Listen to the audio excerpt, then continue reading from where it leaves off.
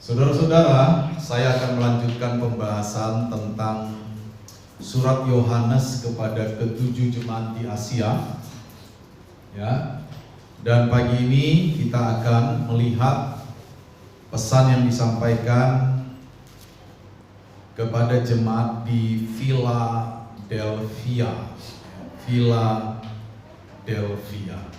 Ya. Philadelphia, nama ini bagus ya. Berasal dari dua kata Yunani menjadi majemuk menjadi satu kata. Philos itu artinya mencintai atau cinta.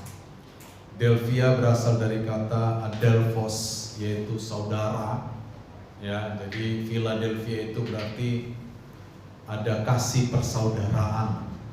Ya, namanya bagus. Kalau nanti saudara punya anak laki-laki bisa kasih nama Philadelphia. Artinya kasih persaudaraan. Tapi supaya keren, Philadelphia Brian misalnya begitu. Ya, digabungkan. Biar keren kan? Karena sekarang kan nama anak-anak tuh membarat, ya kan? Udah nggak ada, Indonesia tuh nggak ada. Udah membarat semua, ya kan? Susah-susah lagi. Sapphire, susah sekali. Ya, banyak. Tapi nggak apa-apa, ya, itu hanya intermezzo aja. Ya. Baik, saudara, surat Yohanes kepada jemaat di Philadelphia, Wahyu pasal 3 ayat 7 sampai 13. Mari kita lihat.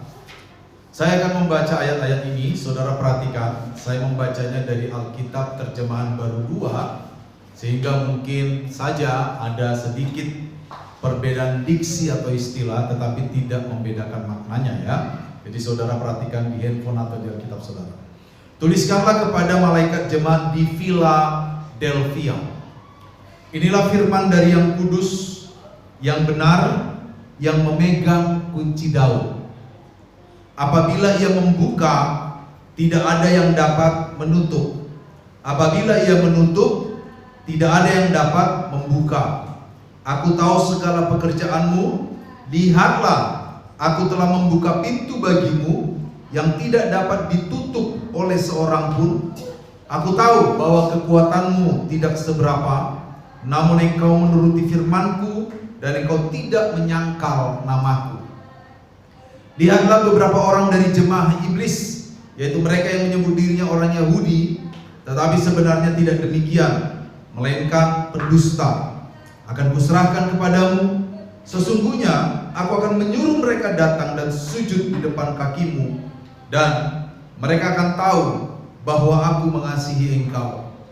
Karena engkau memelihara firmanku untuk tabah, aku pun akan memelihara engkau dari waktu pencobaan yang akan datang atas seluruh dunia untuk mencobai mereka yang tinggal di bumi.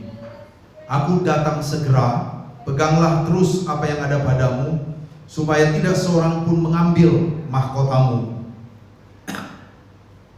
Siapa yang menang, ia akan kujadikan pilar di dalam bait suci Allahku, dan ia tidak akan keluar lagi dari situ.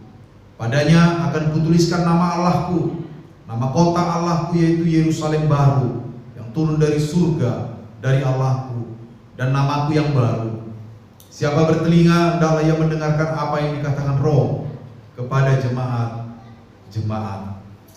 Nah, saudara-saudara, seperti yang pernah saya katakan, kepada semua gereja di Asia Kecil, kepada ketujuh gereja di Asia Kecil, Yohanes memperkenalkan Kristus dengan cara yang berbeda-beda, saudara. Dan kepada jemaat di Philadelphia, ya, bisa ditampilkan next. Kristus diperkenalkan di dalam beberapa cara, saudara. Saudara perhatikan di ayat 1, inilah firman dari Dia. Ya, firman dari Dia yang inilah firman dari yang kudus. Ya, sorry. Inilah firman dari yang kudus. Pertama-tama Kristus diperkenalkan sebagai yang kudus. Ya. Kudus. Ini penting sekali, ya. Kudus berarti di dalam pengertian rohaninya, kudus itu berarti dipisahkan. Ya, dipisahkan. Kudus ini berasal dari pemikiran perjanjian lama, ya, tentang bagaimana Allah harus dipisahkan dari Allah-Allah yang lain. Bagaimana Allah yang hidup harus dipisahkan dari Allah-Allah lain yang pada hakikatnya adalah mati. Ya. Kalau saudara ingat bagaimana kisah keluarnya bangsa Israel dari tanah Mesir, sebenarnya setiap tulah yang diberikan oleh Allah atas tanah Mesir itu sebenarnya menentang setiap dewa-dewa orang Mesir, saudara.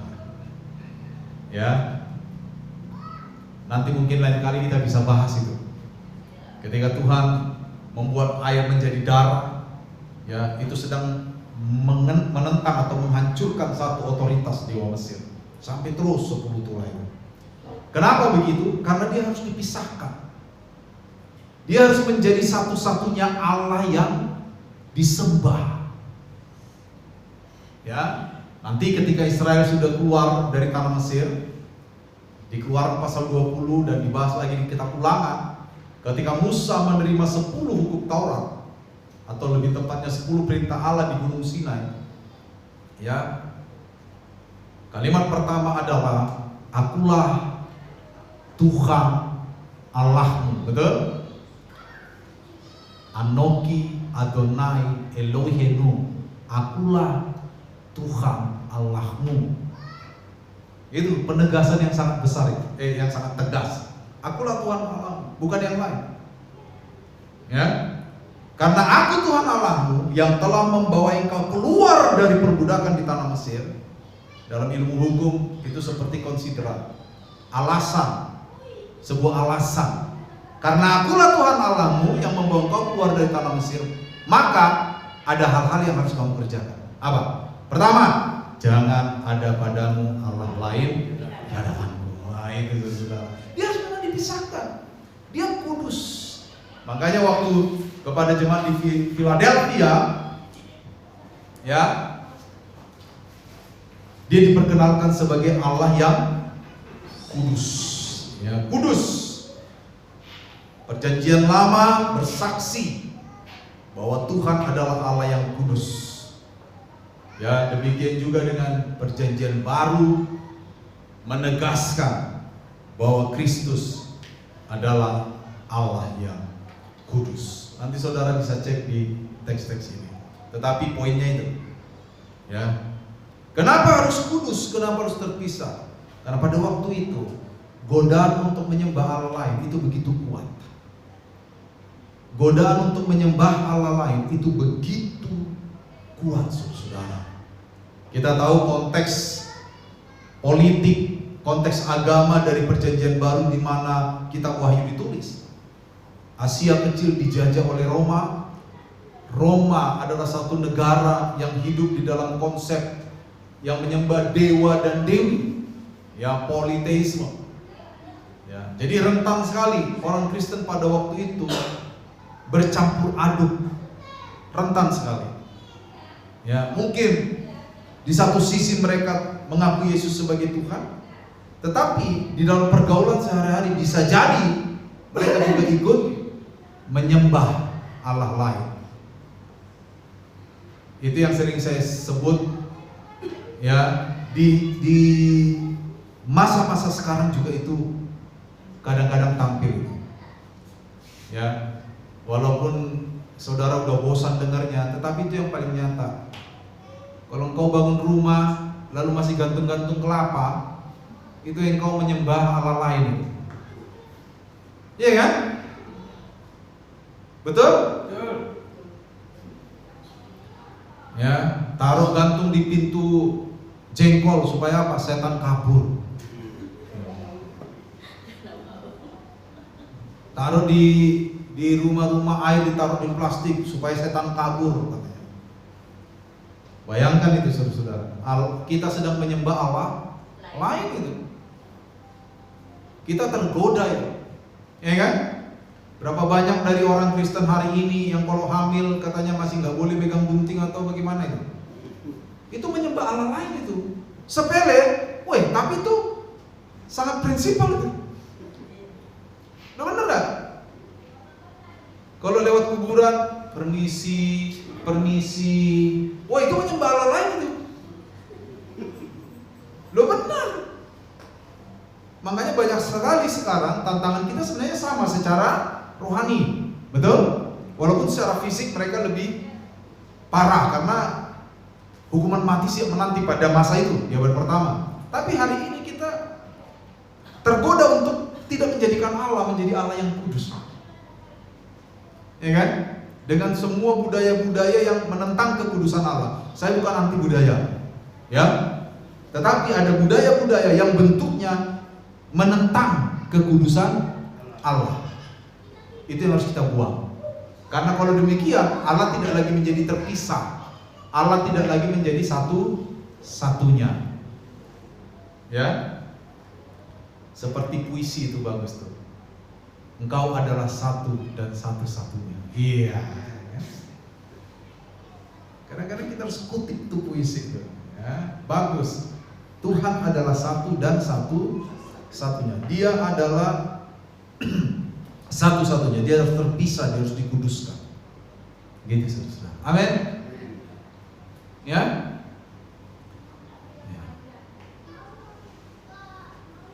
Baik. Next. Karena Kristus adalah Kristus yang kudus, maka dampaknya apa? Maka kita harus menghasilkan perilaku yang kudus. Sudah perhatikan, sebab tanpa kekudusan tidak seorang pun dapat melihat Allah. Kekudusan itu nggak bisa ditawar, saudara. Ya, hari ini, ini pengamatan, saudara, pengamatan yang berdasar. Di banyak gereja hari ini, gereja kadang lebih mementingkan bagaimana supaya gereja itu ramai. Kekudusan menjadi nomor sekian, sehingga khotbah-khotbah jangan sampai menyinggung jemaat. Iya kan? Betul? Saudara mau khotbah yang seperti itu? Aman saya, gak usah capek-capek saya buka interlinear, gak usah capek-capek buka bahasa-bahasa asli begini. Aman saya, tinggal saya bilang saudara diberkati Allah, ya kan? Gereja kadang-kadang lebih memerlukan supaya mereka ramai. Jadi jangan singgung orang. Kalau ada jemaat yang sering berbohong, jangan khotbah tentang bohong. Supaya apa? Supaya jemaat itu nggak lari ke gereja lain, betul? Dan itu pengamatan, saudara, itu bukan apa kata saya. Ya, hari Jumat yang lalu, waktu kita doa malam itu sempat saya singgung. Saya dengar satu reel yang bagus sekali. Ya, paginya sementara saya bersihkan gereja, nyapu, susu semua, saya sambil dengar reel. Ya, saya baru beli headset, bagus betul, saudara.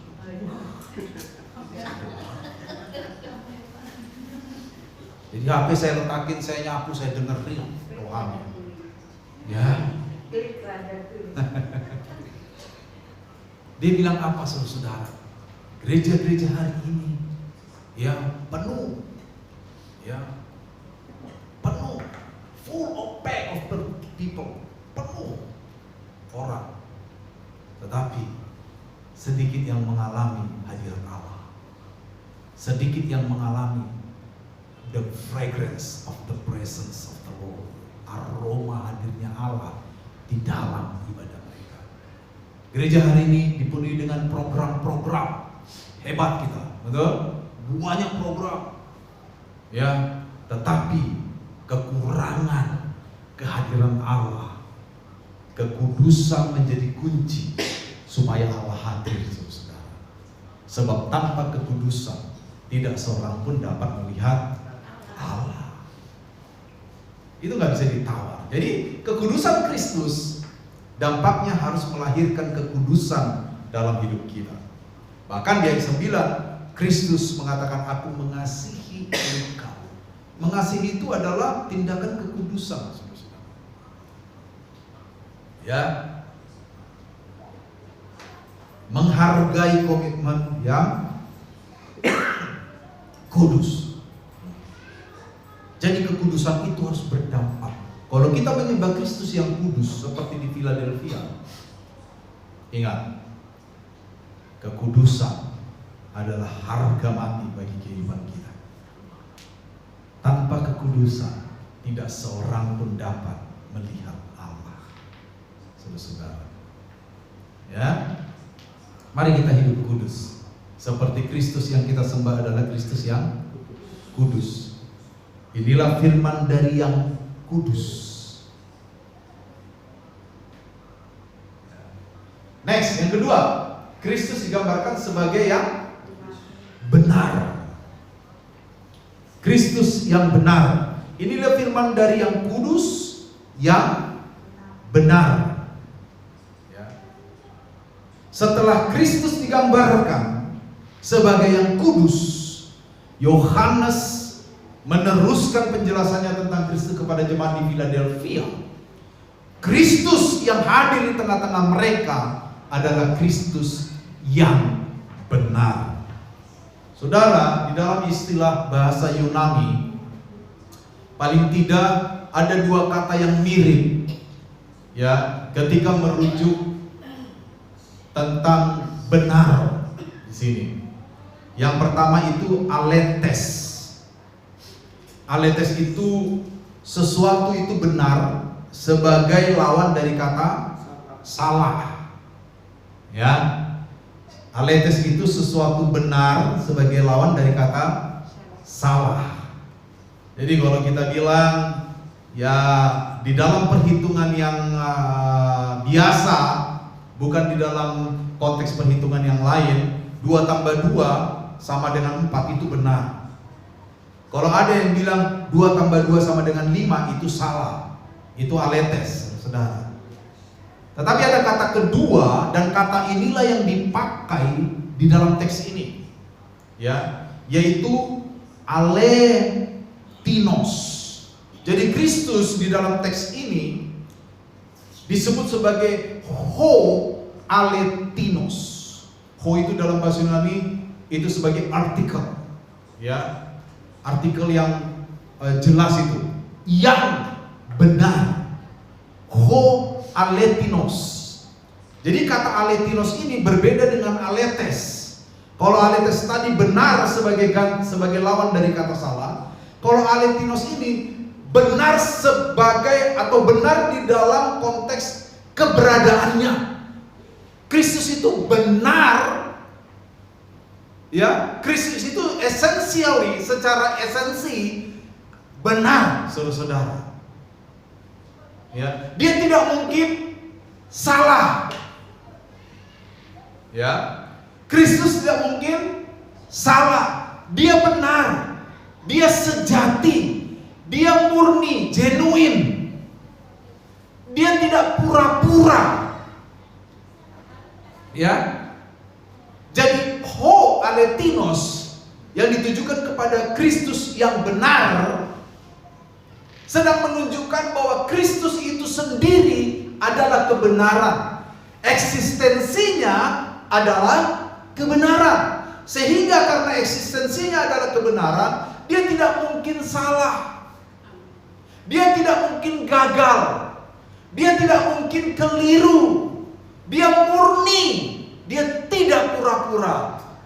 Dia tidak berusaha untuk tampil seperti kita kadang-kadang munafik di hadapan orang, ya kan? Tetapi dia genuine.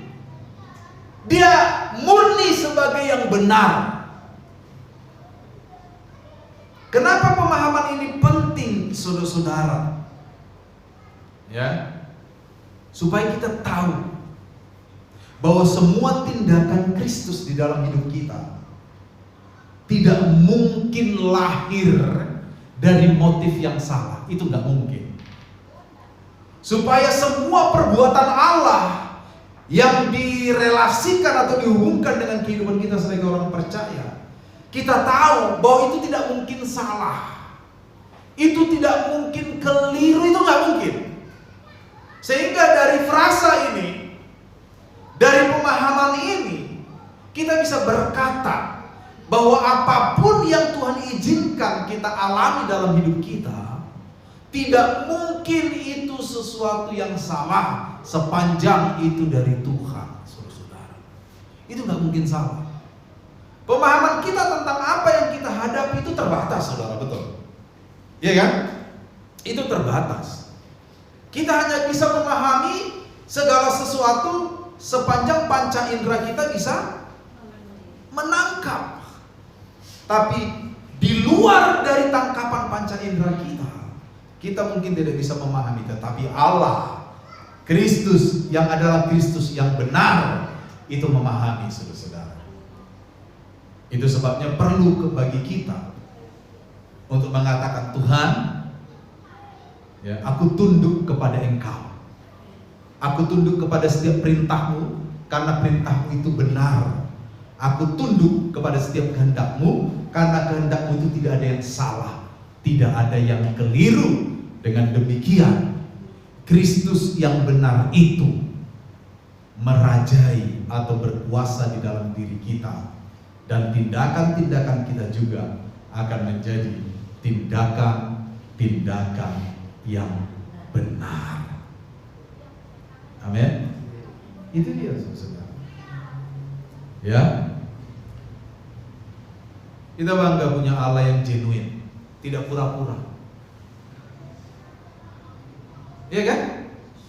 Jarang orang sekarang udah genuine, betul nggak? Iya kan? Kadang-kadang karena dia sungkan, dia mau tegur orang, dia nggak mau tegur orang. Kadang-kadang supaya persahabatan tetap terjalin, temannya salah aja dibiarin aja. Itu nggak genuine itu. Itu palsu, pura-pura. Ya. Sesuatu yang benar secara genuine, murni adalah, ya kan? Orang mencium dengan berlimpah-limpah, tetapi sahabat sejati apa? Apa? Memukul, betul nggak? Iya kan? Memukul, bayangkan saudara. Sahabat itu justru memukul. Tapi kan manusia zaman sekarang kalau dipukul kan, nggak sahabat kita, opsapa, ya kan? Opsapa. Sahabat itu bukan begitu. Sahabat itu mendukung dalam keadaan salah dan tidak salah. Tidak. Kalau Kristus yang kita sembah adalah Kristus ho aletinos, Kristus yang genuine adalah benar, Kristus yang eksistensinya adalah benar, keberadaannya adalah benar, maka kita juga harus menjadi orang yang genuine. Jika ya, katakan ya. Jika tidak, katakan tidak. Jika lebih daripada itu berasal dari gitu, lancar. Iya kan? Amin. Next, jemaat harus hidup di dalam kebenaran itu. Ayat 8b dikatakan apa, saudara? Ya, aku tahu bahwa kekuatanmu tidak seberapa, namun engkau menuruti firmanku. Engkau tidak menyangkal namaku. Ya. Jadi kita harus hidup dalam kebenaran. Kadang-kadang memang agak sulit dalam kasus per kasus. Ya. Saudara ingat kisah tentang Yehuda di Kejadian pasal 38 kalau saya ingat salah. Yehuda dan Tamar, ingat? Yehuda punya anak 3, menikah dengan Tamar. Karena anak yang menikah dengan Tamar itu jahat di mata Tuhan, dia mati. Lalu adiknya, ya kan, menikahi janda kakaknya, karena orang Yahudi menganut pernikahan levirat, pernikahan ipar. Karena adiknya juga mati, adiknya juga jahat, mati lagi. Setelah itu Tamar disuruh nunggu yang paling kecil, betul? Ya kan? Tapi setelah yang paling kecil dewasa, Yehuda diam-diam tidak ngasih anaknya itu karena takut mati lagi. Apa yang Tamar lakukan? Waktu Yehuda pergi bersama temannya, Tamar menyamar sebagai seorang wanita tunasusila. Lalu Yehuda menghampiri dia, ya. Yehuda memberikan jaminan tongkat dan barang-barang miliknya kepada Tamar, tapi dia tidak tahu kalau itu menantunya. Betul? Lalu dari kisah itu Tamar mengandung, tersiar kabar, lalu orang-orang bunuh Tamar karena dia berzina. Lalu Tamar bilang, orang yang menghamili saya ini yang punya ini loh, tongkat ini. Lalu Yehuda tahu, waduh, saya ini bapak mantunya.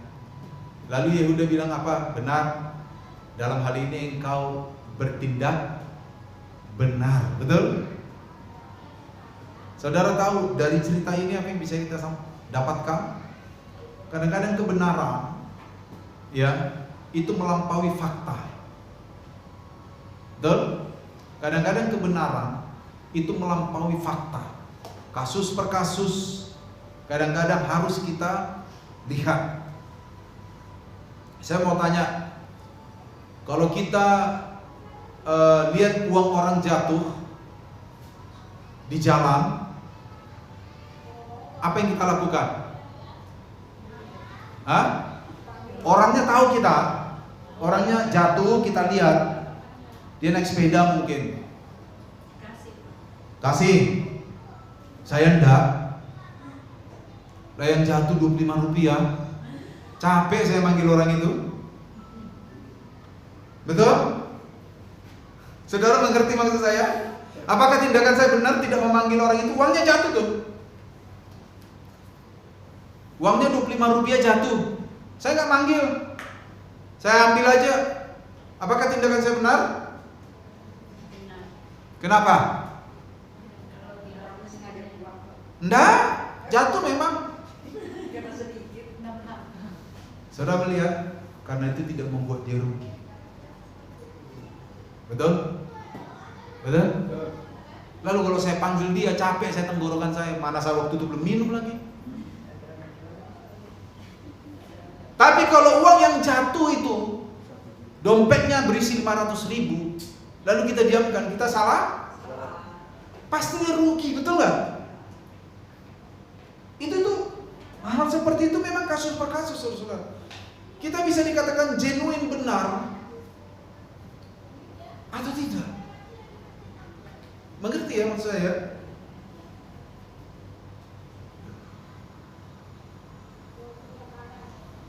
Ada orang bilang, tanya, kamu dari mana? Susah jelasinnya, dan dijelasinnya pun nggak ada artinya juga buat dia gitu loh. Nggak penting juga. Akhirnya kita bilang, tadi dari sana ketemu teman. Padahal itu nggak 100% fakta. Tapi karena susah, dan dia juga mau tahu tuh untuk apa gitu loh. Betul nggak? Tapi kalau istri yang tanya dari mana? Jelaskan. Kalau suami yang tanya dari mana? Hah? Nah itu, begitu saudara.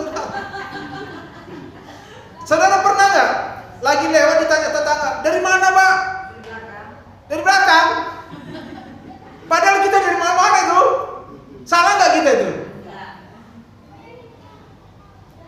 Makanya kasus-kasus yang soal kebenaran ini begitu saudara. Jadi kadang-kadang kebenaran itu melampaui fakta. Tapi kalau istri yang tanya, udah jam 1 malam, dari mana Pak? Apa jawabnya? Belakang. Begitu? Aduh, Pak, jangan dulu galak-galak ya jadi istri banyak. Pak Heru sama begini, siapa itu? Wah, ya. Nanti ceritain Pak ya di Lampung ya, ibu di Sumbawa galak-galak gitu. Betul? Iya kan? Jadi itu saudara-saudara, Kristus yang genuine benar, ya, murni benar. Itu sebabnya kadang-kadang orang percaya mengalami penderitaan. Mengalami penderitaan. Saudara, kalau ditanya Anda, kenapa orang percaya mengalami penderitaan? Sulit dijawab itu. Itu terkait dengan kebenaran Allah, keadilan Allah, teodise. Yang kita kadang nggak bisa jelaskan itu. Ya kayak tadi itu, Allah itu genuine benar, dia murni benar. Tapi kadang-kadang kebenaran itu melampaui fakta. Allah kan maha kuasa. Kenapa dia nggak bunuh saja semua orang jahat di dunia ini? Aman dunia ini kalau orang jahat mati, betul nggak? Betul? Kalau semua orang jahat mati di dunia ini, yang baik jadi jahat. Percaya saya. Karena itu kekuatan yang terus harus ada seimbang, betul nggak? Betul? Percaya saya. Kalau semua orang jahat dibunuh di dunia ini, Anda yang baik jadi jahat. Pasti, saya bisa jamin itu. Kenapa Anda tetap baik hari ini? Karena salah satunya ada contoh itu jahat. Saya nggak mau seperti itu, betul? Ada pembanding. Selain memang kita menuruti firman Allah loh ya, yang utama itu memang. Jadi kadang-kadang itu tadi sekedar contoh saja, ya. Kadang-kadang dalam hidup kebenaran itu melampaui fakta, saudara. Ya.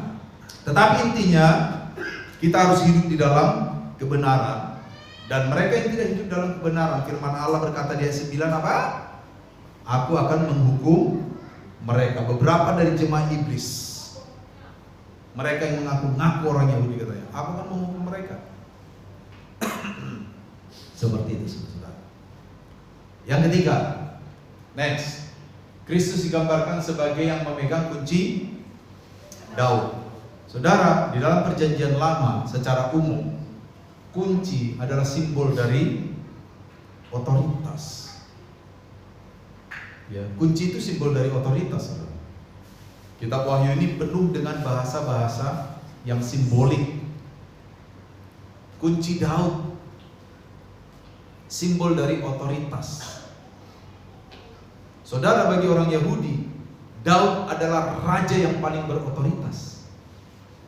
Bagi orang Yahudi, Daud, nanti dari garis keturunan Daud lahirlah Mesias. Bagi orang Kristen, bukan bagi orang Yahudi yang bukan Kristen. Ya. Jadi saudara-saudara, Daud kerap kali dihubungkan dengan otoritas. Kristus digambarkan sebagai yang memegang kunci Daud.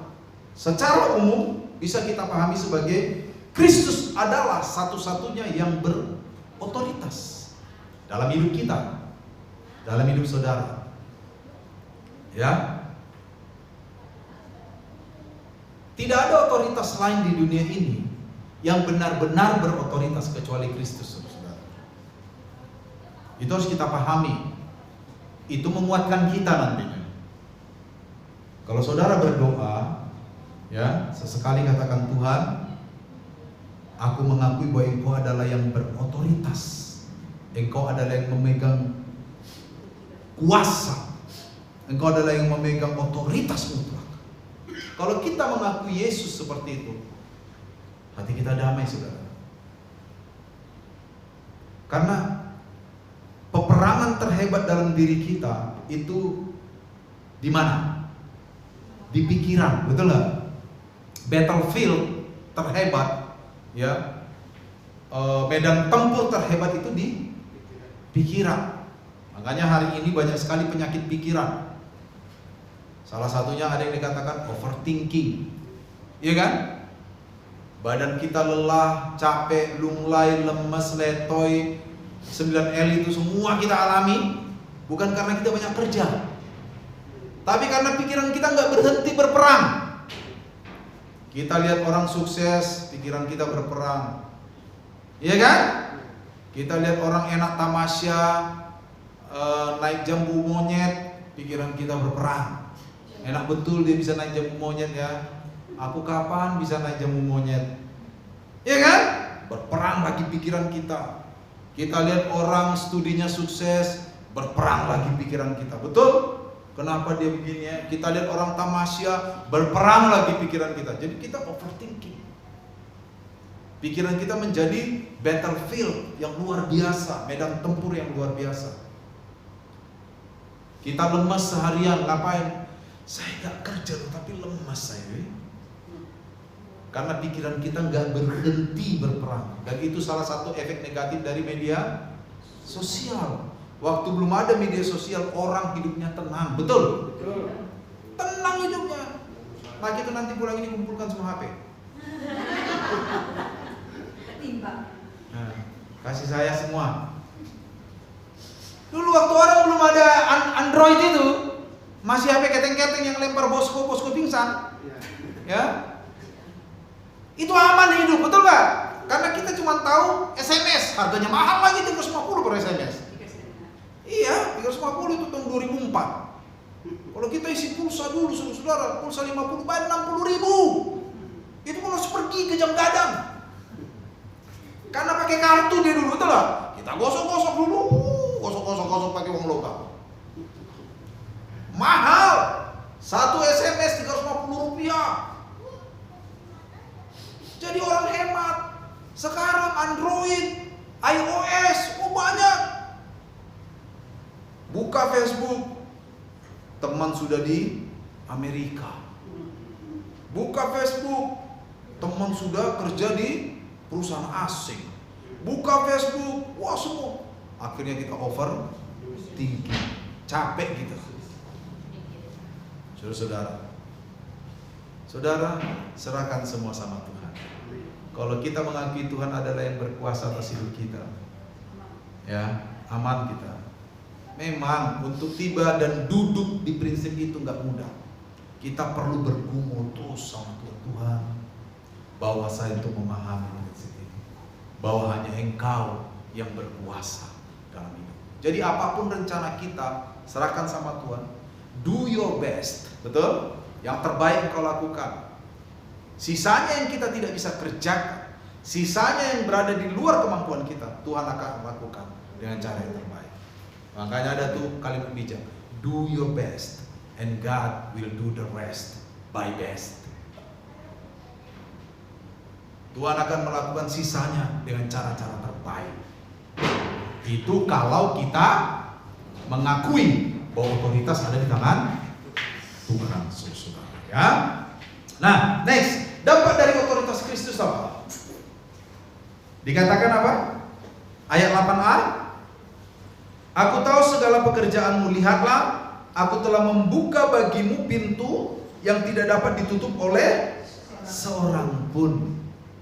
Bila kau yang membuka pintu, tak ada satu pun dapat menutupnya. Betul? Itu lagu itu diambil dari ayat ini, saudara-saudara. Itu dampak dari otoritas Kristus. Karena Kristus yang memegang kunci otoritas tadi. Kalau Tuhan membuka bagi kita pintu, gak ada satupun yang dapat menutup. Jadi jangan khawatir. Kalau ada orang yang dengan sengaja ya menahan berkatmu, misalnya kau harus dapat bonus, kerja sama orang harus dapat bonus, tapi ada oknum yang betul-betul menahan bonus dan kau enggak, dan kita nggak bisa mengusahakan itu. Kalau diusahakan jadinya bertengkar. Ada kalanya kita merelakan karena apa? Karena kalau Tuhan yang buka pintu bagi kita, tidak ada yang dapat menutup, saudara. Betul, saudara? Betul? Saya dari dulu begitu. Kalau nggak begitu nggak bisa hidup saya. Lo iya kan? Nggak bisa hidup. Bayangkan, saudara-saudara. Saya pendeta full time, tidak kerja. Sebenarnya dibilang nggak kerja nggak boleh ya, karena pekerjaan saya kan pendeta kan, iya kan? Begitu prinsip saya hidup. Saya bilang, Tuhan, berkat saya dari Tuhan. Saya jadi pendeta tidak boleh meminta-minta. Kalau saya kekurangan uang, tidak boleh satu orang pun tahu. Apa saudara pernah tahu saya kekurangan uang? Bagus. Sampai ada tetangga saya dulu bilang, bapaknya Geni bohong ini. Mana perlu banyak uang Denny? Itu TV-nya 14 inch itu pura-pura itu. Itu dia tuh in disguise tuh, menyamar itu. Beli TV 14 inch. Enggak mungkin itu. Saudara-saudara, level tertinggi dari kemenangan kita atas diri kita adalah ketika orang tidak pernah melihat atau dia menyangka bahwa kita susah. Itu level tertinggi, itu the highest level. Saudara-saudara. Nah, karena saya hamba Tuhan, tidak bekerja di luar tapi bekerja hamba Tuhan, doa saya selalu di Tuhan, saya percaya apapun yang aku perlukan, Tuhan akan bukakan pintu baginya. Karena kalau ada orang yang menahan berkat-berkat saya, nggak peduli, Tuhan akan membuka berkat itu bagi saya. Kenapa? Saya mengakui otoritas Tuhan. Amin. Itu dia.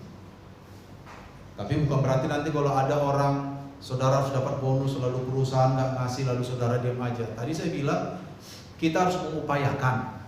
Tetapi kalau memang tidak bisa diupayakan dan hasilnya akan negatif, malah bertengkar, ada kalanya kita merelakan. Ada kalanya kita merelakan. Sebab otoritas ada di tangan Tuhan. Tapi kalau Tuhan ganti, jangan bilang, Nata, coba bonus kemarin ada sama ini, udah tambah banyak ini. Jangan begitu, ini gantinya yang kemarin yang Tuhan berikan. Kadang-kadang, waduh, kalau saya mau bersaksi yang gitu-gitu, saudara, tapi kan saya udah larang saudara bersaksi yang gitu-gitu ya, saya nggak usah lah. Ya. Jadi begitu saudara, ya. Next, ya. Memegang kunci Daud. Di sini ada pesan misi, saudara-saudara. Saudara, letak kota Philadelphia itu salah ya, bukan Laodikia ya, itu salah ketik. Letak kota Philadelphia itu di perbatasan. Jadi dulu orang Yunani kalau ngantar pos pasti lewat Philadelphia. Dulu sudah ada pos loh. Ya, sudah ada pos. Ya, kalau ada mau ke daerah lain kemungkinan lewat Philadelphia. Jadi Philadelphia ini bagi orang Yunani itu adalah kota misioner, kota misionaris. Bukan dalam hal pemberitaan Injil, tapi karena harus melalui Philadelphia itulah mereka akan kemana-kemana. Jadi saudara-saudara, secara rohani Philadelphia ini juga adalah kota misi, ya, kota misi. Ini memberikan kita pesan apa, saudara-saudara?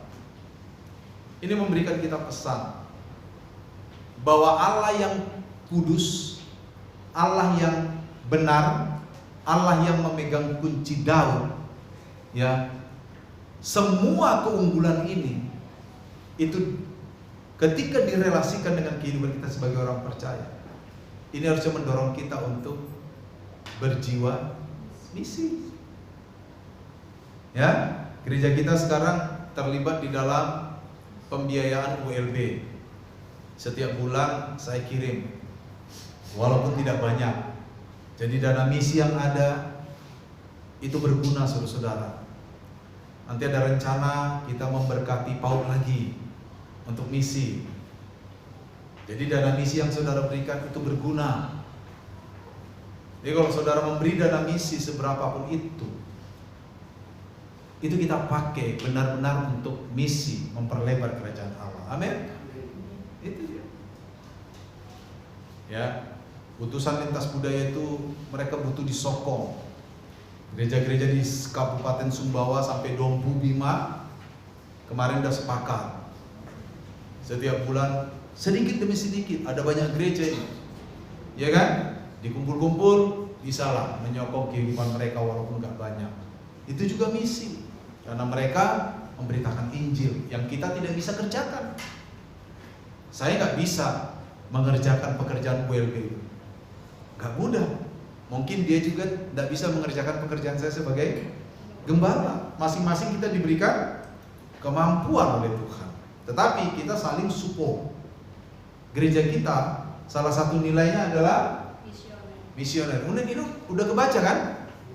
Apa nilai kita? 1, 2, 3, 4. Nah, misioner 4. Jujur dan rajin 4. Rajin 2 kali. Tapi bagus kalau rajinnya 2 kali. Ya.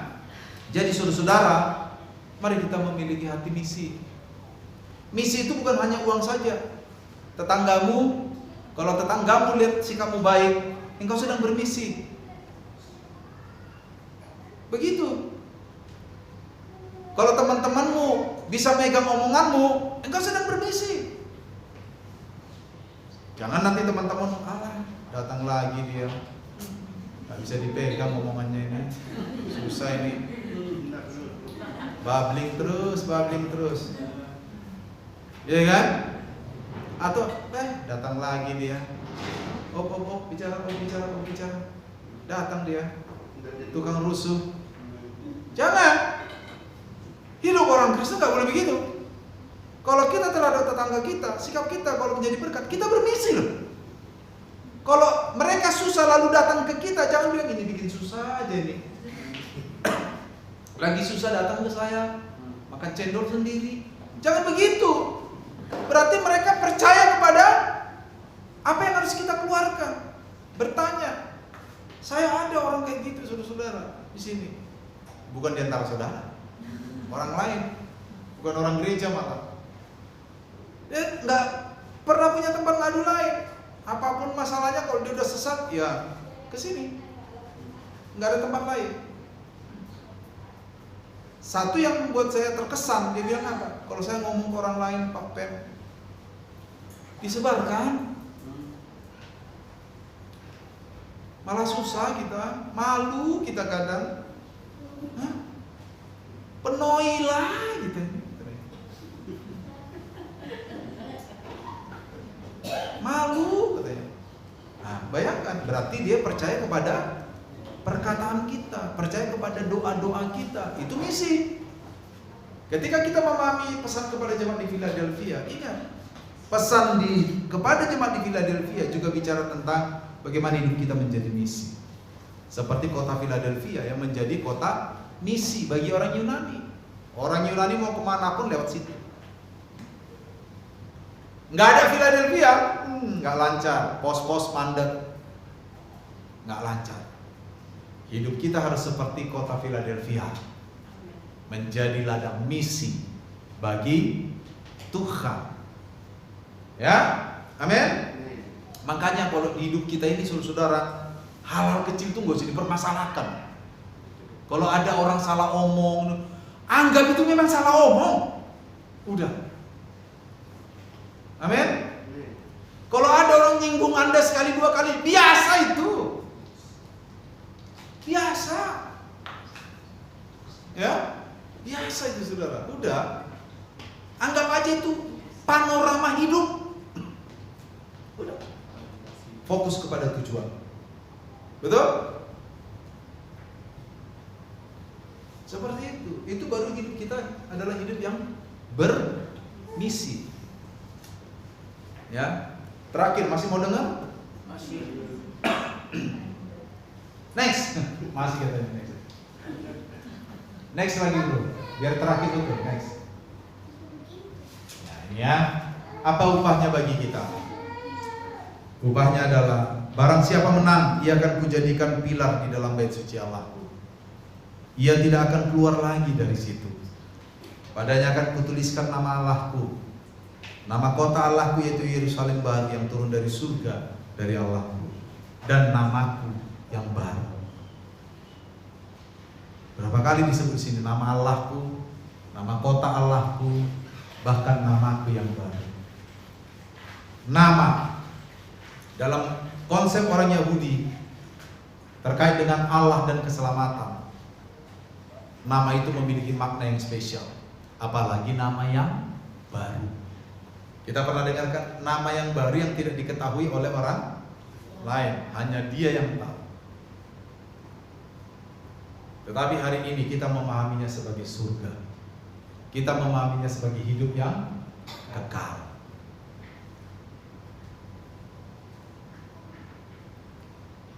Ya.